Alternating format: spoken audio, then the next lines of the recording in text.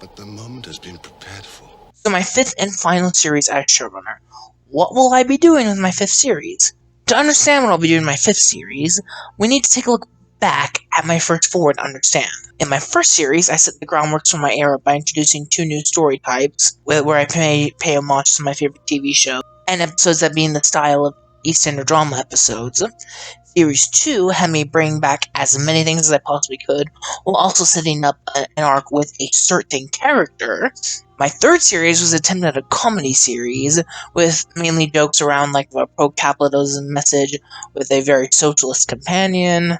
And Series 4 went back to the style of Series 1 and 2, and sort of ramped up the arc with said character that I set up back in Series 2. So what will I be doing in my 5th series? Simple. I am going to finish said character arc, and also, I'm going to break canon. So, casting.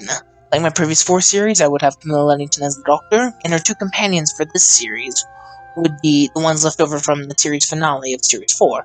That being Julie, who's the main companion from the previous series, who's a feisty lawyer from the East End of London, played by Louisa Lighton. And the other one, Diane, who is a recurring character in the previous series, who is Julie's mother, and would be played by actress Gillian Tilforth. And with Julie and Diane's dynamic this season, it'll really be a mother-daughter one, sort of like callbacks to the Rose-Jackie dynamic now. So at the end of Series 4, I gave the massive plot twist that the politician in the far future, Rathme, was secretly the Master. So, how much of this version of the Master will be in this series? Well, she won't be in all episodes, but she will be in the majority of them. We'll just have to wait and see on how much she's in the series.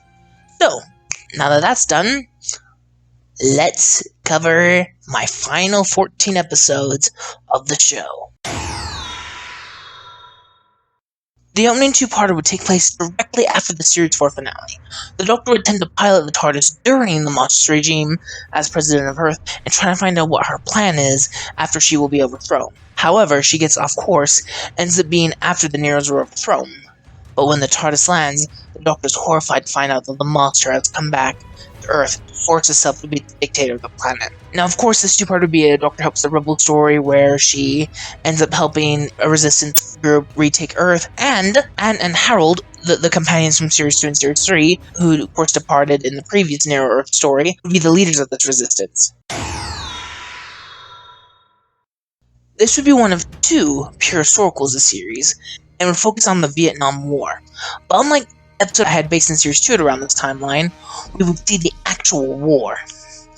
And like my previous historical war stories, I deliver the message that in war, there are no heroes and villains, just a bunch of people who are in the gray area. This episode would be a pseudo-sequel to The Edge of Destruction, and would be one of the 3 EastEnder-style drama episodes of the series. Like with The Edge of Destruction, the TARDIS would be temporary breakdown and cause shit to go extremely weird. But instead of causing mental distress, it would play on all of the 3 main characters' emotions about each other, with it mainly focusing on the dynamic between Julie and Diane. At the end of the episode, the TARDIS has fixed itself and has landed, but the Doctor says that they are nowhere and no when, just a blank void outside. This will be my first of many controversial episodes of this series. So this episode will feature the return of the Land of Fiction, and will be split into 3 different sections. They all follow the same format of the Doctor, Julie, and Diane being inside television shows and becoming part of them. The first one would be a very clear parody of the TV show Grey's Anatomy. The Grey section would harken back to the style and feel of seasons 9 and 10, mainly due to that being my favorite era of the show. The second section of the episode, the show itself would change, and would be similar to NCIS. The NCIS section of the episode would mainly harken back to the era of seasons 7 to 10. While it isn't my personal favorite era of the show, I would not be able to help myself with my favorite era of the show, that being seasons 11 to 13, as I would want to include a certain character from that era. And finally, the third section would be different. After the show changes again, but instead of it being a parody of the TV show, it would be an actual TV show. So which one would it be? The EastEnders segment would be a clear crossover between Who and EastEnders, And while it may seem nothing really big, but I would like to point out that the two actors playing the companions of the series have played characters on EastEnders, so of course Julie and Diane would riff off characters that would be close to their two EastEnders characters. Anyway, at the end of the EastEnders segment, the TARDIS would be able to be repowered and the Doctor, Julie, and Diane would be able to leave. This is yet another controversial episode, and like the previous one, I make a parody of another piece of fiction I love. Also, this would be my final unit-focused story, and we would feature the return of Dr. Young. Now, back to what I would parody. To be honest, I have one of 3 ideas, but I'm not 100% sure what it would be, so I'd give the writer or writers of the episode a choice between 3 monsters from video games I'm like. Option number 1, the Locusts from Gears of War. If they were to be them, it would mainly be a big action set piece, and throughout the entire episode would have a ton of explosions. Option number 2, the Apothicons from Call of Duty Zombies. I think that this would be the most sci-fi one, as these are creatures based off of H.P. Lovecraft's work. And they could end up being the tentacle monster from Orphan 55. Option number 3, the Deathclaws from the Fallout series. If the writer wanted to do a horror episode with this, then I suggest these dinosaur space creatures that are extremely deadly. This 2-parter would be a 2 out of a 3-episode arc, similar to the Monk arc in Series 10. Now, the 2-parter would open up with the cold open of having the TARDIS be pulled out of the time vortex and land in a white, desolate void. The Doctor, Julie, and Diane would walk out of the TARDIS into the void, and 2 thrones would appear in front of them. The Doctor slightly panics and turns to her companions to be still and silent, as they are dealing with the greatest influence of the universe.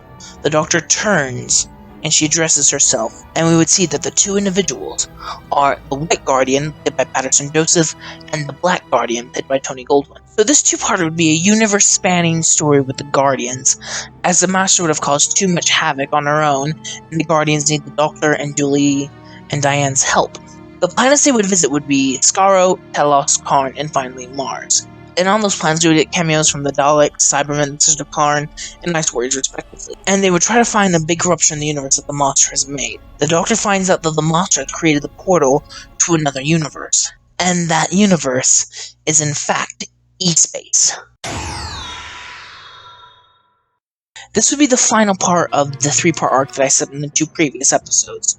So this would have the monster cause havoc and chaos on a planet within E-Space, with this planet being a safe haven for the race of the Great Vampires. And in this episode we would meet the 3 chiefs of the Great Vampires, who would be played by Scott Foley, Rudolph Martin, and Linda Henry. The vampires would have teamed up with the Doctor, Julie, and Diane to overthrow the monster and boot her off the planet. After this happens, the Doctor and Co. head back to the portal, but before they do, the monster hijacks the TARDIS and forces the Doctor, Julie, and Diane to watch her activate a super weapon that destroys the planet that they just saved. With this, the monster would just laugh and guide her and the Doctor's TARDIS out of the portal that they'd used to enter E-Space, and the monster would depart, leaving the Doctor and Co. in obvious trauma.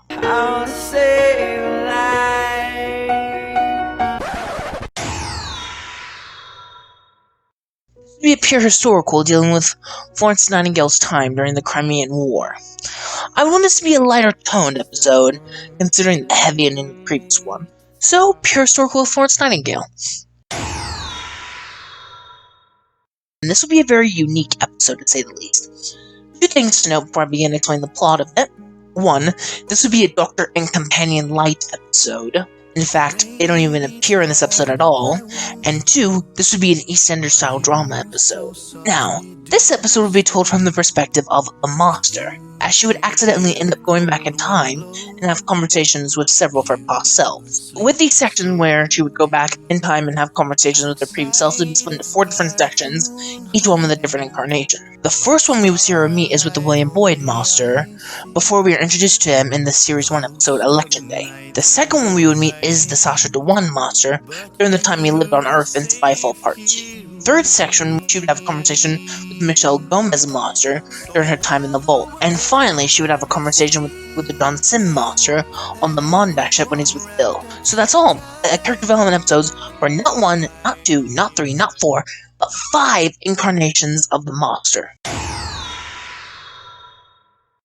This episode People will try to assassinate me over this episode. Now let me explain what happens. So, the Doctor, after a string of defeats off-screen done by the monster, she feels like her weaknesses are getting ahead of her, and she needs to find out what her weaknesses are. The Doctor would then pilot the TARDIS to Gallifrey and meet up with Romana. She tells Romana that she needs to see a person in a cell. Romana would take the Doctor and go to said cell, and when they enter the room, they see a man sitting in it. A man would sarcastically say hello to the Doctor, and the Doctor would say hello back, and introduce to Julie and Diane the man in the cell by addressing him as the Valeyard. So after she introduces the Valeyard to her friends, she orders them all out as she needs to speak to him alone. The majority of the episode would be a two-hander between the Doctor and the Valeyard, and would be a character piece for the two of them. However, one thing we learn in this episode is on how the Valeyard was created. So, what am I saying how the Valeyard was created? So, I would make the series 4 deleted scene where the Dr. Donner tells the Metacrisis Doctor how to build a TARDIS from series 4. He ended up living a longer life than a human, and because of this, Rose died before the Metacrisis Doctor did. He went mad and tried to kill the Doctor by becoming the Valeyard. Now, this would be before Trial of the Time Lord. The Metacrisis Doctor would attempt to get the Time Lord crown that I mentioned in the finale of the previous season, and for the Metacrisis Doctor, instead of where it would use all of his regenerations in one go, apart from his final body, it would have the other effect, where he was split into two different personalities. So the Metacrisis Doctor does this, the evil half would become the Valeyard. So what about the good half? Yeah, have you heard of something called the Fugitive Doctor? So that would explain a ton of stuff, while also inserting my own canon into the show. Now, before I end this episode, I should explain what the cliffhanger of this episode is. After the Doctor and the Valeyard finish their conversation, Romana would get the Doctor and say that there is a problem. The Doctor would go to the presidential office and she would see the monster on the screen, and she has two Daleks, and in front of those two Daleks, there are two people sitting in front of them. Those two people being Julie and Diane. The monster says, "Well, time to have some fun." And with that, the episode would end. So, the big action-packed finale. These two episodes would be the final for the Doctor, the Monster, Julie, and Diane. And they could be the final episodes for the recurring characters that I introduced in my art that I put into this episode. But that would be up to my successor if they wanted any of the characters to return or not. So the first 10 minutes will be dealing with the cliffhanger from the previous episode, with the Doctor and the Monster battling in wits. However, unlike their previous one in Election Day, the monster would win and gives the Doctor a choice. Julie or Diane. What will happen to the one she chooses? Well, one will live, the other one will be killed by a Dalek. The Doctor would become sick over this idea, and after repeatedly of both Julie and Diane arguing of who should sacrifice themselves, the Doctor would not be able to make a choice on who would die. The monster would then choose herself, but since she is choosing, she decides to kill both Julie and Diane, and both of them are exterminated. For this, the Doctor would be grief-stricken, and would be consumed by rage and madness and tell Romana that they need to build up an army to fight the monster. And Romana says she's going to get Gallifrey's best soldiers, while the Doctor would depart in the TARDIS to gather up some people. For the rest of Part 1, it would show the Doctor collecting several people to help her fight the monster. The people we would be seeing being collected are Anne Harold, plus several dozen Earth soldiers, Dr. Young, and about 100 unit soldiers. On top of that, the Doctor would also recruit the Rani and the monk to help her fight the monster. Part 2 would be a massive battle on Gallifrey's soil, with the Doctor and her fighters on one side, and the monster and the Daleks on another side. The Doctor would be leading a battle from the bunker within the capital of Gallifrey, with her assisting her in the bunker being Romana, and the General from Hellbent, who would be played by Tania Miller. And in the end, all the Daleks are destroyed, and the Doctor side wins, but the monster escapes. The Doctor would use the Matrix to find the monster's location, and she decides to go alone, as she wants to confront the monster alone, and leave Romana to return everyone else back to their own time. This is something she must deal with on her own. And the Doctor sees this as her final battle. The Doctor tracks the monster down to a ship in the deep space. The monster would monologue on how this would be their final battle when the Doctor arrives. Throughout the battle, the Doctor and the monster would use tasers, swords, and several other weapons throughout the battle on the ship.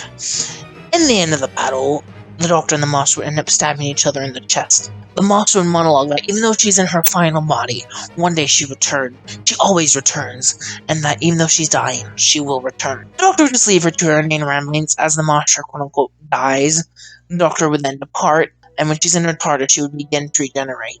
She would give a speech on how no matter what happens to her, she must continue being the Doctor. And with that, she regenerates. and after a small regeneration effect, the Doctor would be in her next body, played by whoever the next showrunner want the Doctor to be. But who am I kidding? There's a 100% chance if I was put in charge of Doctor Who, the show would be cancelled. There's no way a regeneration scene would happen. So that is the end of my pitch of what if I were showrunner of Doctor Who. That'll be all for me from now. Please comment, like, share, and subscribe. And until next time here on the channel, goodbye.